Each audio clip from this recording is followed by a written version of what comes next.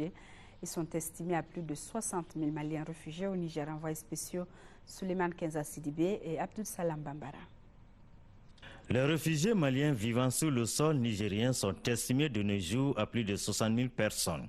Ils sont répartis sur les sites aménagés de la région de Tillabéri, la région de Taouya, avec en plus 4 sites spontanés, et la commune urbaine de Niamey pour 6 000 réfugiés. De toute l'importance de cette mission du gouvernement. Et cette mission comporte des phases, les séances de travail avec les autorités nigériennes et les visites sur les sites d'hébergement.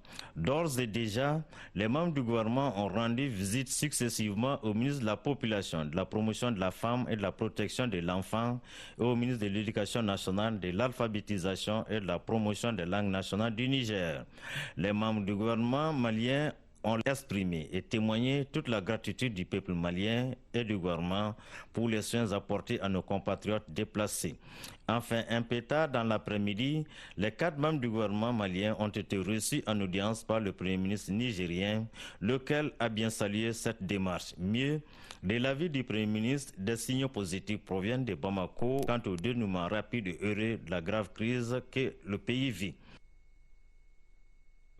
Retour ici dans la capitale malienne où il est difficile de circuler en cette saison des pluies à cause de l'état des routes, ce qui crée de terribles embouteillages alors que les usagers se posent des questions sur l'utilisation faite du budget destiné à l'entretien des routes. Les services des routes évoquent, eux, le manque de moyens, la route dans tous ses états. C'est un reportage de Sidiki Dambélé. La route à Bamako dans tous ses états. Des usagers sont obligés de choisir leur nid de poule, devenus par endroits des nids d'éléphants. Impossible de les éviter. Sur certaines voies, on ne distingue plus le bitume, totalement rongé par la terre battue. Conséquence, bonjour collisions, crevaisons et courbatures, et coups de gueule des usagers. La voie là, elle n'est pas bonne. Il faut qu'on la répare. Sinon, nous les motocyclistes là, on est très fatigués. Vous voyez l'état? S'il pleut là, on ne peut même pas passer par là. On est obligé de rouler là où passent par les véhicules. Ça peut amener un embouteillage et créer des accidents. À ma famille, pourquoi éviter? À ma famille, nous éviter à mon temps. Ma accident de mes caca. Donc, nous autorités me comme ça là, là le plus rapidement possible. Chaque fois, l'accident me gala. Ces trous sont infernales. Ça ne peut provoquer que des accidents graves de la circulation. Même l'autre jour là, moi, des fois, je prends la moto. Il y a une Toyota Corolla qui a voulu éviter ce trou-là. Il a voulu me rentrer dedans. Vous voyez ce que ça peut causer? Au niveau du carrefour de l'autogare de Sogonikou, hop là.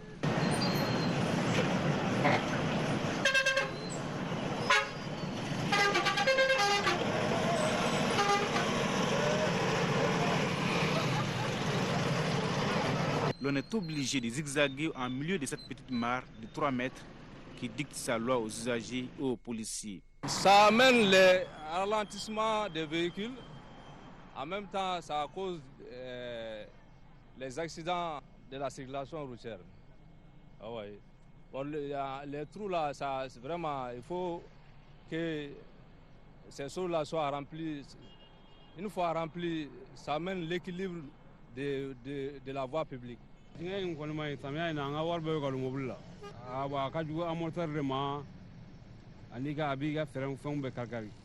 peut faire que de torturer les essieux de la voiture. Ça ne peut faire que torturer les roues de la voiture. Hein? C'est vraiment grave. C'est pas bon. C'est pas bon pour les véhicules. Vous n'avez encore rien vu. Imaginez. La nouvelle voie qui mène au 3e pont, construite à peine une année, connaît déjà un début de dégradation avancée. Dans les mêmes prolongements, ne soyez pas étonnés de voir des pneus et des chaises anglaises usagées pour prévenir du danger sur la voie trouée. Je lance un appel pour qu'on puisse bien réparer ça, parce que nous les motocyclistes là, nous payons les viettes. Et si on paye les viettes, notre voie, on ne répare pas ça. Est-ce que ça c'est bon? Question. Où sont passés les services techniques chargés de l'entretien de ces voies? Les services techniques sont là. C'est-à-dire que généralement, quand on fait une route neuve, dès le premier jour de la mise en service, la route a besoin d'être entretenue. Donc c'est ça qu'on appelle l'entretien préventif. On prévient les dégradations. Au bout d'un certain âge, si c'est les routes revêtues en enduit superficiel bicouche, on en a pour 5 ans. 5 ans, il faudrait obligatoirement faire un entretien périodique qui va consister à refaire le tapis, la couche de roulement. Si c'est des routes revêtues en enrobé, c'est-à-dire que c'est au bout de 7 ans, 10 ans, 15 ans qu'il faudrait repasser encore ce tapis. Parce que, vous savez, le bitume, c'est des matériaux chimiques qui, avec le temps, perdent certaines caractéristiques. Malheureusement, dans notre cas, qu'est-ce que nous constatons? C'est que cet entretien périodique, faute d'argent, on a toujours tendance à les différer. Et qui diffère aujourd'hui un investissement paiera plus cher. C'est ce qui nous rattrape aujourd'hui.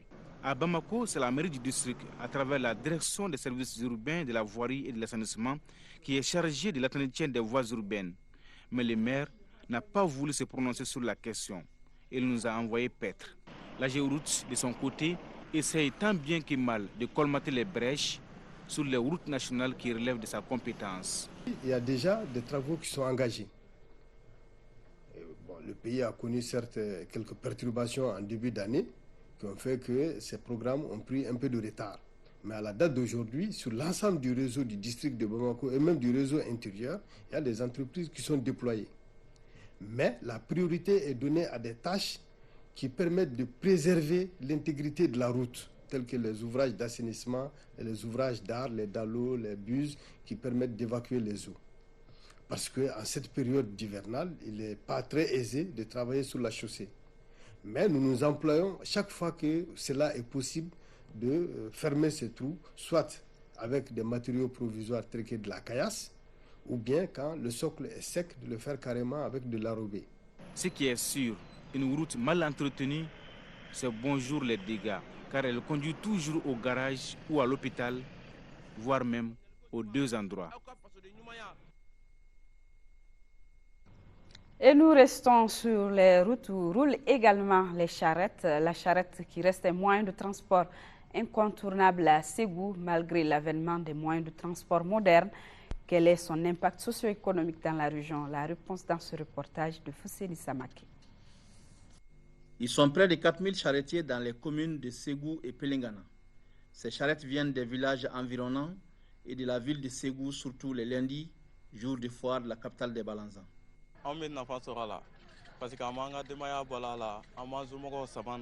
J'exerce ce métier depuis longtemps pour entretenir ma famille. Les taxes que nous payons sont dans l'ordre de 8500 francs.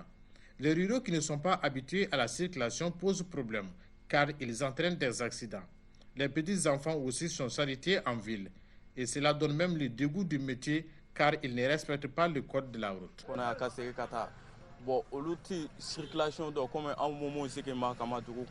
Ces charrettes ont un impact socio-économique important au niveau des populations. D'abord, le transport des personnes, surtout les forains, et ensuite le transport des marchandises, de l'eau, des céréales, des fruits et enfin des GIE pour le ramassage des ordures. On a transformé la charrette en transport humain. Ça a ses avantages parce que c'est moins coûteux. La charrette, c'est 25 francs, maximum 50 francs pour se déplacer à Ségou. Maintenant, c'est cet avantage surtout pour les femmes qui vont au marché. Nous prenons les charrettes parce qu'elles sont moins chères et peuvent prendre assez de bagages. L'usage de la charrette a des inconvénients. La précipitation des conducteurs provoque souvent des accidents entraînant des fractures. L'apport économique des charrettes pour la seule commune de Ségou en matière de taxes est estimé à près de 10 millions de francs CFA par an. L'avantage des charrettes à Ségou, c'est qu'au niveau des taxes communales, la charrette contribue énormément. Donc ça, c'est un impact très important pour la contribution que la charrette apporte pour la collectivité même à Ségou. En réalité, c'est les conducteurs de charrettes qui ne respectent pas l'itinéraire que la mairie les a donné. Les conducteurs sont des bras valides et certains scolaires pendant ces vacances qui ne maîtrisent pas le métier. Il y a ces itinéraires qui doivent emprunter, mais généralement ce qu'on constate, c'est le contraire. Les charretiers ne doivent pas emprunter la RN6. Ils ne doivent pas circuler le long de la RN6. ils peuvent traverser la RN6, non sillonner la RN6 tout au long. Les charretiers doivent laisser vraiment la RN6 parce que sur la RN6, une charrette sur la RN6, deux véhicules ne peuvent pas passer. Comme il y a une rue bitumée à côté de la RN6, les charrettes peuvent pratiquer cette rue bitumée, mais malheureusement, l'incivisme des charretiers, ça pose problème à Pelengana. Parce que chaque accident de Pelengana, c'est provoqué par les charrettes. Malgré les sensibilisations des différentes autorités, on déplore le non-respect du code de la route, les trajets interdits, la non-immatriculation des charrettes et l'absence des catadiopes entraînant souvent des accidents mortels. La population devient assez grande. S'ils pouvaient rester en dehors du centre-ville, ce serait mieux. Ou bien leur donner des artères qui ne sont pas assez fréquentées par les véhicules.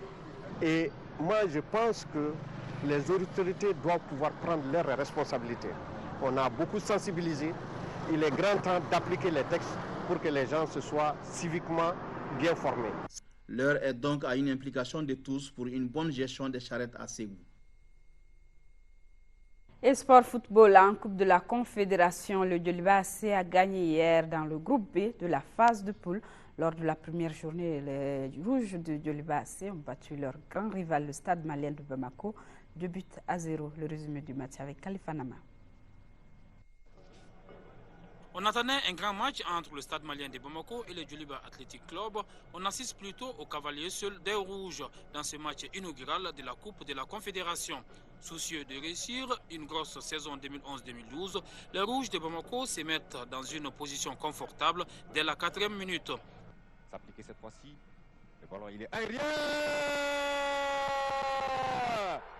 Le corner de Issa Traoré est victorieusement repris de la tête par Salif Koulibaly. Le Djoliba AC ne pouvait espérer mieux. La réaction du Stade malien de Bamako s'est fait attendre en vain. Certainement sous le poids d'une première journée face aux ennemis intimes, les Blancs pêchent par leur mauvaise organisation et surtout le manque de détermination. Les consignes reçues à la pause n'ont pas apporté d'amélioration dans le jeu. Le Djoliba AC, plus volontaire et plus réaliste, met fin au suspense en obtenant un second but, œuvre de Mahaman Sissé à la 69e minute. À l'image des supporters, les Rouges maintiennent le rythme et obtiennent une victoire précieuse pour la suite de la compétition. Les Blancs se doivent de corriger les nombreuses lacunes. La victoire d'aujourd'hui, je dis, ce n'est seulement les reflets de ce qu'on avait toute la saison de la part de Djoliba. Au départ, je ne m'attendais pas à ce score de 2-0. Je m'attendais quand même à gagner contre cette équipe qu'on a d'ailleurs bâtie cette année 2 fois. Connaissant déjà leurs faiblesses, on a misé sur ça, sur ces faiblesses, et quand même essayé de contenir leurs points forts. Mais aujourd'hui, le Stade m'a quand même surpris par rapport au dernier match qu'on a en championnat. Ce n'était pas vraiment la vraie forme du Stade. L'adversaire, il mérite leur victoire. Je les félicite. Donc ça doit être des leçons pour nous encore. Puis on va en profiter pour essayer de corriger ceux qui n'ont pas marché. Ça fait 6 journées. Nous sommes au tout début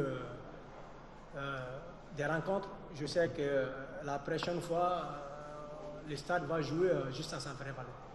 À l'issue de cette première journée, le Djoliba AC est leader du groupe B avec 3 points, suivi du Wydad Casablanca et AC Léopard du Congo, 1 point. Le Stade malien de Bamako à 0 point. Lors de la deuxième journée, dans 2 semaines, le Djoliba AC recevra la formation congolaise des Dolisiers et le Stade malien de Bamako se déplacera à Casablanca. En athlétisme, fin des championnats nationaux, la compétition a regroupé environ 300 athlètes à Bamako. Cette 31e édition a été placée sous le signe de la fraternité sportive au service de la paix. Le tournoi a duré 2 jours. Isaac Thierno nous fait le compte rendu.